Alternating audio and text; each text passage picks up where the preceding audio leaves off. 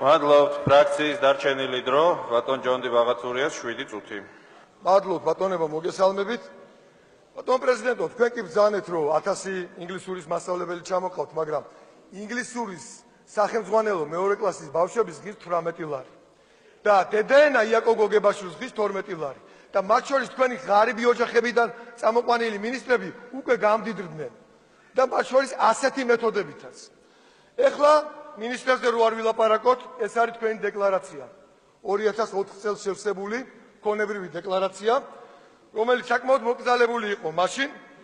თქვენი ქონება იყო სულ 95,000 ლარად შეფასებული ბინა მეუღლის სახელზე, 9500 ევრო ბანკ სოციედე ჟენერალში, 3500 ევრო TBC ბანკში. სულ ეს არის. სხვა არანაირ ბიზნეს და შემოსავალს არ თქვენ და არ თქვენი ოჯახის წევრები არ ფლობდით. თქვენი მამა ერთი ჩვეულებრივი, როგორც ამბობენ, კვალიფიციური ექიმი იყო, თქვენი დედა ასევე ერთი ჩვეულებრივი მეცნიერ მუშაკი იყო. ხოლო თქვენი ძმები ასევე არანაირ ბიზნეს და სხვა ტიპის რაიმე შემოსავლეს არ ფლობდნენ. დღეს თქვენ ხართ ერთ-ერთი უმდიდრესი ადამიანი საქართველოში. თქვენ ფლობ და აკონტროლებ, ნუყვირი ხართ, აკონტროლებ ნავთობის და ოქროს საბადოებს და საქართველოს თითქმის ყველა წიაღისეულ სიმდიდრეებს. მთლიანად აკონტროლებს საწვავის ბიზნესს, სარეკლამო ბიზნესს, ფლობთ მედია მაგნატ ტელეკომპანია რუსთავი-2, რომელიც თქვენს კლასელზე გაქვს გაფორმებული.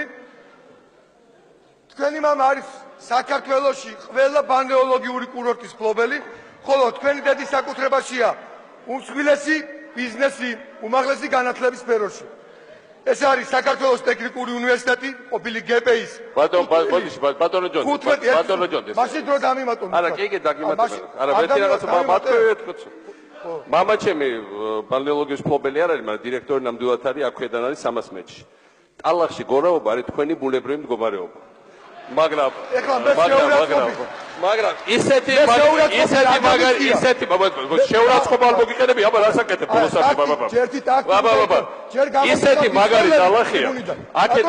აქედან გთხოვთ მანდატურებით წავყობიან, გავამზადებიებ კარგ აბაზანას, ჩაგაწვენენ ბოლომდე ტალახში, ოღონდ ნამდვილად ხარისხიაში. და კარგად დაგზილავენ როგორც საჭიროა და გაგივლის ყველა ეს ფანტაზია თავიდან ბოლომდე. აი ეს არის თქვენი ცდილობა. აი ეს არის თქვენი ტაქტი. ჯერ გამოგზავნდით და აქედან იწყებლებოდით რომ საავადმყოფოებში უნდა დაწვეთ ყველა ოპოზიციონერი, ვისაც მეთანხმებდით და აი ახლა თქვენ ტოვებთ დარბაზს. ეს არის თქვენი ტაქტი და მოთმინება ოპოზიციას და სიმართლის მოსმენის. ბატონებო, ახლა მაყურებელს ვეუბნები, პრეზიდენტმა დატოვა პროტესტის ნიშნად დარბაზი. უნდა გავაგზავნოთ. ეს არის 14% ქართულ ამერიკულ უნივერსიტეტის, მას ეკუთვნის შავი ზღვის უნივერსიტეტში წილი და ასევე პრეზიდენტის ბრძანებულებით პირდაპირი განკარგვის წესის 101,000 კვადრატული მეტრი მისცა არასასოფლო სამეურნეო. ბატონებო, ყველაზე საინტერესო ის არის, რომ მთელი ეს ქონება, ამ ქონების დიდი ნაწილი დაგროვებულია პრეზიდენტის განკარგულებებით, რომლის მიხედვითაც სახელმწიფო ქონება პირდაპირ გადადიოდა პრეზიდენტის და მისი ოჯახის წევრთა ფლობელობაში. ახალგაზრდობამ უნდა იცნოთ, დღეს ყალიბდება ორი მონოპოლია. ერთი ბენდუქიცის ხელმძღვანელობით უმაღლეს განათლების ბიზნესში, მეორე დედა თქვენის ხელმძღვანელობით და ახალგაზრდებმა უნდა იცოდნენ, რომ დღეს მაღალი ფასები უმაღლეს სასწავლებლებში თქვენს პირად ინტერესებს და კომერციულ ინტერესებს ემსახურება. თქვენი და თქვენი ოჯახის წევრთა მთავრობის გამდიდრების პირდაპირ პროპორციულად ქვეყანა გაღატაკდა. ქვეყანაში რეგისტრებულია 900,000 სიღატაკის პროგრამაში, 600,000 ადამიანი ითხოვს სიღატაკის პროგრამაში დარეგისტრებას და თქვენ უარსეუბნებით უსახსრობის მოტივაციით და კიდევ 500,000 პენსიონერი. ჯამში ეს არის 2,100,000 ადამიანი, რომელიც სიღატაკის ზღვას მიღმა არის. ასე რომ პენსიონერები, რომლებსაც შეპირდით ბატონებო $100 პენსიას და მოატყუეთ, შიში ცხოვრობდნენ ქვითრიდან ქვითრამდე. ამ გაძვირებული ქვითრების მოლოდინში და თქვენს მიერ გადაგდებული და ნაწყობები $20 ვაუჩერების მოლოდინში. საქართველოს კანონი საჯარო სამსახურში ინტერესთა შეუთავსებლობის შესახებ ამბობს, რომ საჯარო მოსამსახურის ოჯახის წევრს შეუძლია 1000 ლარის ოდენობით საჩუქარი მიიღოს. ეს არის ქართულ ფონდის ანგარიში, სადაც პირდაპირ კითხულობ ქართულ ფონდიდან თქვენმა მეუღლეს ფლობელობაში მყოფმა რადიო მუზამ მიიღო ჯერ 456,000 და მერე 644,000. ჯამში 1,100,000. ეს სავსებით საკმარისია იმისათვის და ეს დეკლარაციაში არ გაქვს შეტანილი. სავსებით საკმარისია იმისათვის, რომ თქვენი პასუხისმგებლობის საკითხი დადგეს. მონოპოლიზებულია ბიზნესი. ნუ მერიხარ. მონოპოლიზებულია ბიზნესის ყველა დარგი და ყოველ მონოპოლიას სათავეში უდგას თქვენს მიერ ხელდასმული კლანის მეთაური. შესაბამისად იხურება წარმოებები, ხალხი კარგავს სამუშაო ადგილებს, ამ ხალხის ქონება და საცხოვრებელი ბინები დაყადაღებული აქვს ბანკებს, ეს ბანკები არის სახელმწიფო ჩინოვნიკების საკუთრებაში. სამუშაო და ბიზნესი არის მხოლოდ ხელისუფლების წევრთა პრივილეგია. ნუ ყვირი ხართ. დაბოლოს თქვენ დააცადეთ ეს არის დემოკრატია მძიმე ორჯერ მიიტაცეთ ძალაუფლება. ერთხელ აქ ამ დარბაზში შემოიჭერით 2003 წელს, მერე არჩევნები გააყალბეთ 2008 წელს. ეხლა ვეღარ ელევით ამ მიტაცებულ ძალაუფლებას, კონსტიტუცია თქვენს ინტერესებს მოადგეთ და ცდილობთ შეინარჩუნოთ სამუდამოდ ძალაუფლება. ძალაუფლების შენარჩუნების მიზნით თქვენ აგრძელებთ ანტიეროვნულ, ანტისახელმწიფოებრივ საქმიანობას. ცდილობთ ბათუმის მეჩეთში აშენოთ თურქ-ოსმალთა იმპერიის სულთნის აზიზიას სახელობის მეჩეთი. სიმბოლო ოსმალთა ბატონობისა საქართველოზე. სიმბოლო საქართველოს დამარცხებისა. თქვენ ხშირად ცდილობთ გაავლოთ პარალელები ქართულ მეფეებთან, რომელთან საერთო არაფერი არ გაქვთ. თუ რომელიმე მეფეს მაგონებთ, ეს არის როსტომ ხანი. ტომით ქართველი, აღზრდით და კულტურით და ცნობიერებით სპარსი, რომელიც დაუნდობლად ებრძოდა საქართველოს ეკლესიას, ქართულ ტრადიციებს და ყოველგვარ ქართულ გამოვლინებას. მინდა გაიგოთ ბოლოს და ბოლოს, რომ საქართველოში არავის ბატონობის სიმბოლო აღარ აშენდება, არც რუსების, არც ოსმალების. და ბოლოს მე დღეს აქ გამოვხატე ჩემი ხალხის აზრი, გითხარით ჩემი დრო ამოიწურა შესაბამისად. გითხოვთ მოედანს, გააგრძელეთ დემოკრატობანას და დებატობანას და დააცალეთ. ჩვენ ტოვებთ დარბაზს, მადლობა.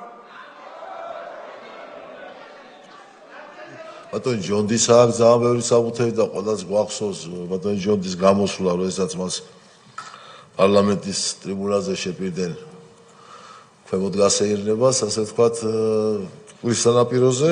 დიდი მადლობა ბატონო დავით, მართლა ძალიან საინტერესო და ძალიან მტკივნეული თემაა. რამდენიმე კითხვა მაქვს, მაგრამ სანამ კითხვებზე გადავალ, ახლა თქვენ რასაც ამბობდით, მინდა ეს გავაგრძელო, ბატონი ჯონდი ბაღათურია ახსენეთ და 9 მილიონი ლარის მოპარვისა და მითვისების საქმეს სადესრო დაარქვან პიჯაკების საქმე, ის საქმე, რომლის გამოც სააკაშვილი დღეს ერთ-ერთი საქმე, რომლის გამოც იხდის სასჯელს და ახლახან გამოვიდა განაჩენი. 9 მილიონის მოპარვა და მითვისება ქვია ამას, იმიტომ რომ 20 მილიონი იყო გამოყოფილი სხვა ხარჯებისთვის, ღიად რომელთაც ფინანსდებოდა პრეზიდენტის საქმიანობა და 9 მილიონი იყო მისი პირადი ხარჯებისთვის, რომელიც მიითვისა მან და ზოგ საჩუქრებს უკეთებდა და ზოგით ბოტოქსს იკეთებდა და ზოგით რას და ზოგი რას. ეს ერთი. მეორე, კლასიკური კორუფციის შემთხვევა, როდესაც დედამის, ტექნიკურ უნივერსიტეტს წაართვა უზარმაზარი ქონება და აჩუქა დედამის და არა მარტო აჩუქა, არამედ კანონმდებლობა ნაბიჯ-ნაბიჯ ხდებოდა კანონმდებლობის მორგება იმაზე, რომ როგორ მოეხდინათ ტექნიკური უნივერსიტეტისთვის ამ ქონების წართმევა, სტუდენტებისთვის ამ ქონების წართმევა და დედამისისთვის აი ამ მრავალ ასეულ მილიონიანი, დღეს უკვე ასეულ მილიონიანი ქონება არის ეს ამის ჩუქება. ისევე როგორც მამამისს გაუკეთა ასეთივე საჩუქარი თბილისის ერთ-ერთი უძველესი სამკურნალო დაწესებულება ბალნეოლოგიური ინსტიტუტი. თქვენ რო წეღან ბრძანეთ აქ სანაპიროზე გასეირნებაო ჯონდი ბაღათურიას, მაინც რო ახალგაზრდებისთვის გავამარტოთ, ეს თემა იყო ასეთი, რომ საქართველოს პარლამენტში, როდესაც იყო პრეზიდენტის მოხსენება და სააკაშვილი გახდა აქ მობრძანებული, გამოვიდა ჯონდი ბაღათურია დოკუმენტებით, მართლა ყველა დოკუმენტი ქონდა ხელთ ამხილა, როგორ მოპარა სახელმწიფოს ეს ქონება და აჩუქა მამამის პოლიტექნიკურ უნივერსიტეტზეც იყო ლაპარაკი, მაგრამ უფრო მეტი აქცენტი გააკეთა ბალნეოლოგიურზე და ასევე საჯაროდ ღიად ხალხის თვალწინ დაემუქრა სააკაშვილი, რომ ვეთყვი ეხლაო ჩემს დაცვას თუ ვიღაცას წაგიყვანენ და ზუსტად იმ ბალნეოლოგიური მასე ჩაგახშობენო თუ ჩაგალბობენო. აი ეს იყო ის დეპუტატს, საქართველოს პარლამენტის წევრს და აი ეს იყო ის განუკითხაობა, რომელიც სუფევდა მაშინ ქვეყანაში. ბატონ ნიჯონდი მამაცი ადამიანია და ნამდვილად არ შეშინებია ამისი და არ დაუხევია უკან, მაგრამ ასეთი იყო ვითარება ქვეყანაში და მე ვფიქრობ ქალბატონოთია და კომისიის წევრობა კარგი იქნება ბატონი ჯონდი ბაღათურიას მოვეცვიოთ ძალიან ბევრი ექნება სათქმელი ამ თემაზე და დარწმუნებული ვარ არა მხოლოდ ამ თემაზე.